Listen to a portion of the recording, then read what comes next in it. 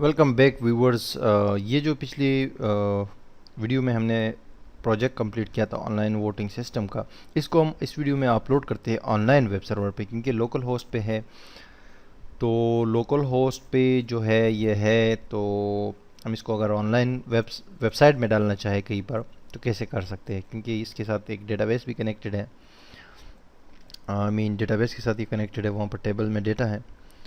तो ये एक मैं आपको जो है समझाऊंगा कि कैसे अपलोड करते हैं ये एक प्रोजेक्ट। तो कोई भी वेब पेज हो, रजिस्ट्रेशन फॉर्म हो या पूरी वेबसाइट हो, इसी तरीके से आप अपलोड कर सकते हैं। ये तरीका सबके लिए यूज़ कर सकते हैं। तो बेसिकली जब आपको कोई वेबसाइट इंटरनेट पे डालते हैं या इंटरनेट पे अपलोड करते हैं तो उसके लिए आपको होस्टिंग लेनी पड़ती है। होस्टिंग का एक ऐसा अकाउंट होता है जो कि बेसिकली वेब सर्वर कहलाता है। वहाँ पर जैसे कि शुरू में मैंने आपको कहा था, आपकी डेटाबेसेस सर्वर भी होती है और फाइल सर्वर भी होती है। तो जो आपकी फाइल्स है, फाइल से मेरी मुराद ये है कि जो जो यहाँ पर फाइल्स है अपने, ये जो हमारे माई टेस्ट के नाम से जो हमने फोल्डर बनाया था htdocs के अंदर, ये तमाम फाइल्स है, फिल्टर्स, फाइल्स, यूज़र रजिस्ट्रेशन, या साइट बनेगी तो साइट के भी तमाम होंगे।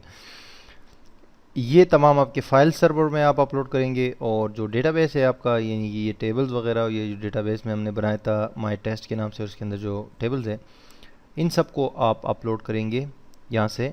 ये एक्सपोर्ट का बटन आपको नज़र आ रहा है ना, आप एक्सपोर्ट कर सकते हैं, इसको एक फ़ाइल में सेव कर सकते हैं और उसी को फिर इंपोर्ट करेंगे ऑनलाइन, एक जो ऑनलाइन आप डेटाबेस बनाएंगे। ठीक है जी। तो आपकी वेबसाइट रन हो जाएगी। जब आप टेस्ट करेंगे लोकल होस्ट पे और कंप्लीट हो जाएगी तो फिर उसको आप ऑफलाइन ऑनलाइन अपलोड कर सकते हैं। तो ऑनलाइन अपलोड करने के लिए आपको होस्टिंग ख़रीदनी पड़ती है। एक डोमेन नेम और होस्टिंग आपके पास होनी चाहिए। जब वो आपके पास हो तो वो जो अपना कंपनी होती है वो आपको एक यूज़र नेम और पासवर्ड देती है अपने सी पैनल के लिए, जो कंट्रोल पैनल होते हैं जहाँ पर आप फाइल्स अपलोड कर सकते हैं, अपने वेब सर्वर को कंट्रोल कर सकते हैं। तो मिसाल के तौर पे मेरी वेबसाइट है onlineustaad.com। तो इसके अगर मैं बैक एंड पे जाना चाहता हूँ, जो पीछे इसका कंट्रोल पैनल है, तो वेबसाइट के .com के बाद मुझे बैकस्लैश लगाना है और फिर सी पैनल लिखना है और इंटर करना है। तो सी पैनल के बाद ये मेरे पास आ जाएगा। यहाँ पर मैंने यूज़र नेम देना है और यहाँ पर मैंने पासवर्ड देना है, जो कि मुझे वेब होस्टिंग के अकाउंट वालों ने दी है। ठीक है जी। और उसके बाद मैं लॉगिन हो जाऊँगा, लॉगिन करूँगा तो लॉगिन हो जाऊँगा। लेकिन मैं ऑलरेडी इसमें लॉगिन हो चुका हूँ। ये आप देख सकते हैं, इस तरह की स्क्रीन आपके सामने आ जाएगी। ये बेसिकली आपका कंट्रोल पैनल है। तो इसमें दो चीज़ें आपने ढूंढी है। स्क्रॉल डाउन करेंगे जब, तो एक ही है फाइल मैनेजर। ये बेसिकली आपके का रूट जो है वो फाइल डायरेक्टरी है जहाँ पर आप अपनी फाइल्स अपलोड कर सकते हैं। तो दो ये इंपॉर्टेंट चीज़ें हैं। और डेटाबेस बनाने के लिए थोड़ा सा और स्क्रॉल डाउन करेंगे तो ये डेटाबेसेस का सेक्शन इसमें नज़र आ जाएगा, जिसमें आप न्यू डेटाबेस क्रिएट कर सकते हैं और ऑलरेडी जो डेटाबेस है वो भी देख सकते हैं।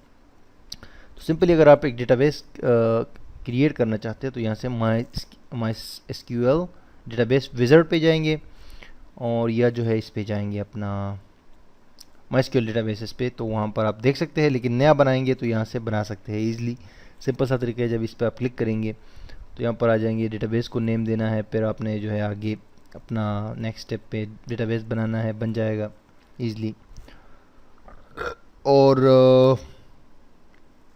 फिर उसमें यूज़र ऐड करना है। यूज़र भी आप इजीली क्रिएट कर सकते हैं, न्यू यूज़र्स। अब मैं डेटाबेस पे क्लिक करता हूँ और यहाँ पर जो है आपको दिखाता हूँ।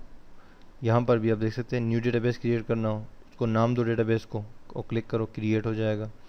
नीचे यहाँ पर आते हैं, अगर आप नए यूज़र क्रिएट करना चाहते हैं तो यहाँ पर एक सेक्शन है, इसमें लिखा हुआ है एड न्यू यूज़र्स। नेम दो, पासवर्ड दो, पासवर्ड यहाँ से जनरेट भी कर सकते हैं, क्रिएट हो जाएगा यूज़र। ठीक है। फिर ये बात याद रखिए कि जो भी डेटाबेस आपने क्रिएट किया हो, ठीक है, यहाँ पर मेरे पास काफ़ी सारे डेटाबेसेस है, ये बहुत सारे डेटाबेसेस है, मैं बहुत सारी साइट्स रन कर रहा हूँ। ठीक है जी। और बहुत सारे यूज़र्स भी मैंने बनाए हैं यहाँ पर। तो जो भी आप डेटाबेस जो यूज़र ऐड करेंगे, सॉरी, जो डेटाबेस यूज़र आप नया बनाएंगे या डेटाबेस नया बनाएंगे, उसमें यहाँ से देखिए add user to database, user को लाजमी आपने ऐड करना है। पहले यहाँ पर यूज़र नेम दे, मतलब कौन सा यूज़र ऐड करना चाहते हैं और कौन से डेटाबेस में वो डेटाबेस यहाँ से सेलेक्ट करेंगे। Anyways this is not a big thing, very very difficult thing. But मैं जो है क्या करता हूँ कि यहाँ पर जो हमारे पास लोकल होस्ट है ना, इसमें हमारे पास माई टेस्ट के नाम से ये डेटाबेस है, इसके अंदर बहुत सारे टेबल्स हैं। तो इसको यहाँ से आप एक्सपोर्ट करेंगे। ठीक है जी। एक्सपोर्ट पे क्लिक करेंगे तो ये एक्सपोर्ट हो जाएगा आपके कंप्यूटर पे। ये सारा जो डेटा इसके अंदर सेव है और फॉर्मेट ये एसक्यूएल रखेंगे, गो पे क्लिक कर देंगे। तो इसको जो है मैं सेव कर लेता हूँ अपना उसी फोल्डर के अंदर। जेम के अंदर जो हमारे पास htdocs है ना, इसमें माई टेस्ट का फोल्डर है, उसमें मैं इसको सेव कर लेता हूँ। माई टेस्ट इसका नाम है और SQL इसकी एक्सटेंशन है। ये हो गई, मैं सेव कर लेता हूँ, थोड़ी देर में सेव हो जाएगा, छोटी सी फाइल है। और यहाँ पर ऑनलाइन आके मैं एक न्यू जो है डेटाबेस क्रिएट करता हूँ, उसको नाम देता हूँ मैं फंकार हु अंडर, ये जो है फंकार हु मेरा यूज़र नेम है इस cPanel का, तो अंडरस्कोर के बाद जो नाम होगा वो आएगा यहाँ। तो मैं माई टेस्ट लिख देता हूँ, फंकार हु अंडरस्कोर माई टेस्ट, ये पूरा नाम होगा इस डेटाबेस का। ये याद रखिएगा, आपका भी कोई यूज़र नेम होगा, उसके बाद अंडरस्कोर पर अपना कोई नाम देंगे तो पूरा नाम ये बन जाएगा, फंकार हु underscore my test. Create database पे क्लिक किया, डेटाबेस क्रिएट हो गया सेकेंड्स में। अब गो बैक पे जाता हूँ और मैं जो है एक न्यू यूज़र क्रिएट कर सकता हूँ यहाँ से। तो माई टेस्ट के नाम से मैं एक यूज़र क्रिएट कर लेता हूँ। पासवर्ड मैं यहाँ से कोई भी जनरेट कर सकता हूँ, ये मैंने जनरेट किया, इसको कॉपी कर लेता हूँ और यहाँ पे चेक लगा देता हूँ कि I have copied this password in a safe place. ये कह रहे हैं कि पासवर्ड आप यहाँ से हम जनरेट करके दे रहे हैं, आप क्लिक करेंगे तो दूसरा जनरेट हो जाएगा, रैंडम पासवर्ड, स्ट्रॉन्ग पासवर्ड। तो वो मैंने कॉपी किया ताकि बाद में मैं कनेक्शन में उसको यूज़ कर सकूं, और यूज़ दिस पासवर्ड पे क्लिक किया और ये यूज़र जो है ये भी बन जाए फंकार हु अंडरस्कोर माई टेस्ट, मतलब फंकार हु हमारा cPanel का यूज़र नेम है, तो अंडरस्कोर के बाद जो कुछ देंगे ये पूरा बन जाएगा। तो ये पूरा बन गया फंकार हु अंडरस्कोर माई टेस्ट। तो ये यूज़र मैं क्रिएट करूँगा यहाँ से क्लिक करके। जब मैं क्लिक करूँगा तो ये नेक्स्ट पेज पर मुझसे पूछेगा कि ये यूज़र भी जो है आपका sorry, you have successfully created my SQL user name फंकार हु अंडरस्कोर माई टेस्ट, ये यूज़र भी क्रिएट हो गया। Okay, go back. जैसे शुरू में मैं आपको माई SQL के कनेक्शन के बारे में बता रहा था ना कि ये चूंकि ऑनलाइन वेब सर्वर है तो यहाँ पर जो है आपको सारा कुछ यूज़र नेम भी देना पड़ता है, पासवर्ड भी देना पड़ता है, सब चीज़ें देनी पड़ती है। उसकी वजह ये है कि जनाब कि ये ऑनलाइन सर्वर है, ये लोकल सर्वर नहीं है। यहाँ पर हर कोई आपकी वेबसाइट को विज़िट कर रहा होता है, तो सिक्योरिटी का आपको ख़ास ख्याल रखना पड़ता है। अब ये यूज़र नेम जो डेटाबेस हमने बनाया है वो यहाँ पर आप देख सकते हैं इस लिस्ट में, जो ये लिस्ट है ना, इसमें आप देख सकते हैं ये देखिए फंकार हु अंडरस्कोर माई टेस्ट, ये डेटाबेस का नाम है। 00 इसमें कुछ भी नहीं है, डेटा मेटा नहीं है, 0 MB है। तो यहाँ पर जो हमने यूज़र भी क्रिएट कर लिया है, अब यूज़र को ऐड करना है इस डेटाबेस में। सिंपली पहले यहाँ से यूज़र सेलेक्ट कर ले जो कि माई टेस्ट के नाम से है, फंकार हु अंडरस्कोर माई टेस्ट अभी हमने बनाया है। और कौन से डेटाबेस में इसको ऐड करना है, वो भी डेटाबेस का नाम है फंकार हु अंडरस्कोर माई टेस्ट। ओके जी, क्लिक किया ऐड। यहाँ से आपको नेक्स्ट पेज पे पूछ रहा है कि इसको आप कितने जो है प्रिविलेजेस देना चाहते हैं, यानी कितने इसको आप पावर देना चाहते हैं कि वो इस डेटाबेस में चेंजेस करे। तो ये सारे पावर्स भी आप देख सकते हैं, या इसमें से 1 by 1 सेलेक्ट करके अगर आप ये चाहते हैं कि सिर्फ ये क्रिएट कर सकता है डेटाबेस और डिलीट कर सकता है, बाकी कुछ नहीं कर सकता, तो सिर्फ ये काम कर पाएगा ये यूज़र। लेकिन मैं यहाँ से ये ऑल पे क्लिक करता हूँ तो सब कर सकता है ये user. Okay, make changes and ये हो जाएगा सेव। Okay, that's done. अब गो बैक पे जाएं, आपका डेटाबेस भी क्रिएट हो गया, आपका यूज़र भी क्रिएट हो गया, वो उसमें ऐड भी हो गया, और पासवर्ड हमने कॉपी किया था उसको, उस पासवर्ड को हम यहाँ पर सेव कर सकते हैं। बेसिकली मैं ऑलरेडी कॉपी पड़ा हुआ है, ये वाला पासवर्ड था, तो ये हमारे डेटाबेस के लिए पासवर्ड होगा, और यूज़र नेम हमें पता है, डेटाबेस का नाम भी हमें पता है। हम बैक जाते हैं अभी अपना इस cPanel के अंदर, और यहाँ पर आते हैं, जो आप देख सकते हैं ना डेटाबेस विज़ार्ड, यानी न्यू डेटाबेस बनाना। MySQL डेटाबेसेस में जाएंगे, वहाँ से भी न्यू डेटाबेस क्रिएट हो जाता है, यूज़र नेम भी क्रिएट हो जाता है, ये सारी चीज़ें इन दोनों से हो जाती है। तो वो हमने कर लिया है, और अपना जो लोकल होस्ट का हमारे पास जो डेटाबेस था उसको हमने यहाँ से एक्सपोर्ट करके अपने कंप्यूटर में एक फ़ाइल में सेव किया है। अब यहाँ पर भी डेटाबेसेस की सेक्शन में आप यहाँ पर देख सकते हैं, यहाँ पर भी लिखा हुआ है PHP my admin, यानी जैसे ये इंटरफेस है ना यहाँ पर लोकल होस्ट में PHP my admin से हम एक्सेस करते हैं, ये यहाँ पर ऑनलाइन सर्वर में भी मौजूद है। तो यहाँ से आप इसको एक्सेस कर सकते हैं, जिसमें तमाम आपको डेटाबेसेस ऑनलाइन नज़र आएंगे जो आपने पहले बनाए हैं, और जो अभी एक हमने क्रिएट किया है वो भी यहाँ पर नज़र आएगा। तो इस पर क्लिक करते हैं। क्लिक करने के बाद ये थोड़ी देर में हमें वहाँ पर रीडायरेक्ट करेगा, और उसके बाद वहाँ पर वो तमाम डेटाबेसेस हम देख सकते हैं। ये जनाब ये आपको लेकर आ गया, ये ऑनलाइन है, आप देख सकते हैं, ये लोकल होस्ट नहीं है। तो इसमें ये फंकार हु के अंदर जो जितने भी डेटाबेस है उसमें यहाँ पर आप देख सकते हैं फंकार हु अंडरस्कोर माई टेस्ट, ये डेटाबेस मौजूद है जो हमने अभी अभी क्रिएट किया है थोड़ी देर पहले। इस पर मैं क्लिक करता हूँ तो ये यहाँ पर मुझे बता रहा है कि no tables found in database, इन टेबल इसमें नहीं है तो आप इसमें न्यू टेबल्स क्रिएट करें। तो टेबल्स इसमें नहीं है, हम क्रिएट कर सकते यही ऑनलाइन वही वोट्स और रजिस्ट्रेशन और वगैरह वगैरह सब चीज़ें। लेकिन हमारे पास चूंकि हमने लोकल होस्ट से उसको अपने कंप्यूटर में एक्सपोर्ट किया तो उस फाइल को हम यहाँ पर इंपोर्ट कर सकते हैं। उसके लिए सिंपल ये इंपोर्ट का ऑप्शन यूज़ करेंगे, इस पर क्लिक कर देंगे और जो फाइल हमने कंप्यूटर में सेव की है उसको यहाँ से चूज़ फाइल पे क्लिक करके सी के अंदर जैम htdocs और माई टेस्ट के फोल्डर के अंदर फाइल है my_test_sql, ये आप देख सकते हैं। सिंपली इसको ओपन करें और उसके बाद नीचे स्क्रॉल डाउन करके यहाँ से गो पे क्लिक कर दे। बाकी सेटिंग इसी तरह रहने दे, ठीक है जी। ये सेकंड्स के हिसाब से जो है आपका ऐड हो जाएगा। जितने भी टेबल्स थे या जो भी उसके अंदर डेटा था ना वो सारा इसके अंदर देखिए सारा कुछ आ गया। देखिए यहाँ पर देखिए MySQL funkarhu_my_test, उसके अंदर admins, new user, user registration, votes वगैरह सारी चीज़ें यहाँ पर आ गई है।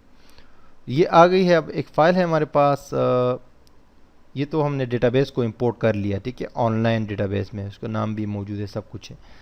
अब हम फाइल जो है वो सारी इसमें आप अपलोड कर देते हैं। उसके लिए हम यहाँ पर फाइल मैनेजर में जाएंगे और इसमें क्लिक करेंगे गो पे।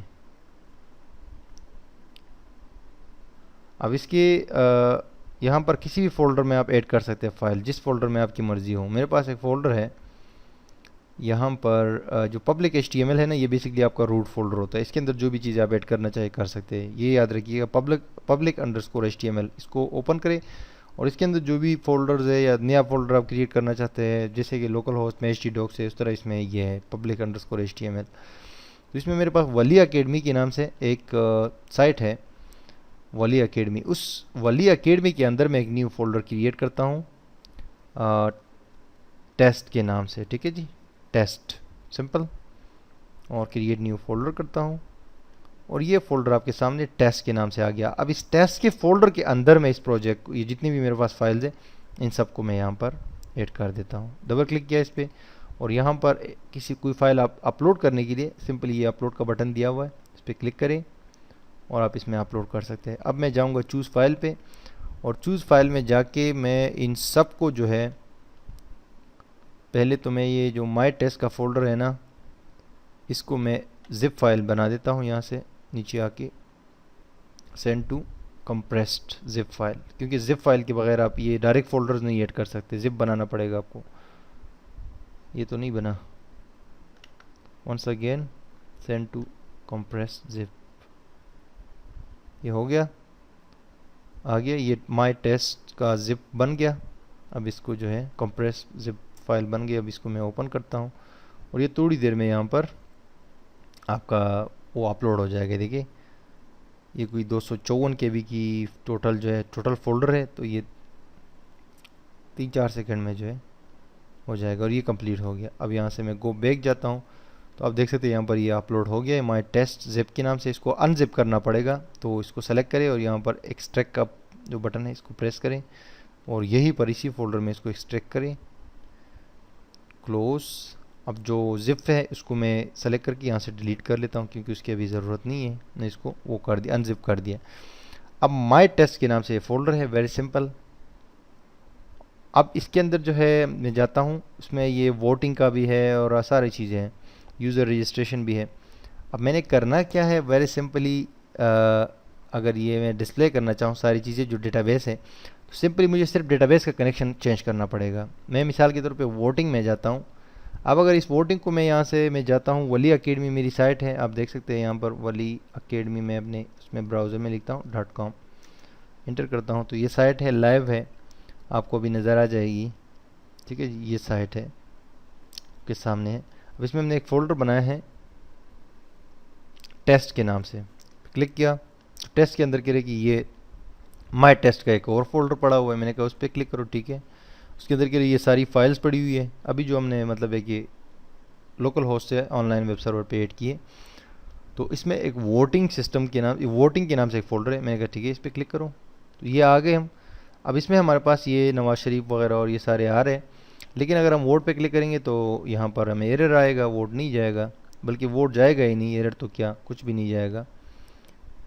और पीएचपी का काम वो नहीं होगा। उसकी वजह ये है कि हमारा जो हमने अभी जो फाइल्स एड की है ना यहाँ पर, इसमें ये जो इंडेक्स पेज है या जो भी और भी पेजेस है, इसमें जो कनेक्शन पड़ा हुआ है ना, वो बेसिकली लोकल होस्ट का कनेक्शन है। लोकल होस्ट रूट और वो जो अपना पासवर्ड है वो, तो कनेक्शन हमें चेंज करना पड़ेगा, ऑनलाइन कॉन्फ़िगरेशन के मुताबिक करना पड़ेगा, तब जाके वो फिर पीएचपी काम करेगा, जो डेटा जाएगा और आएगा।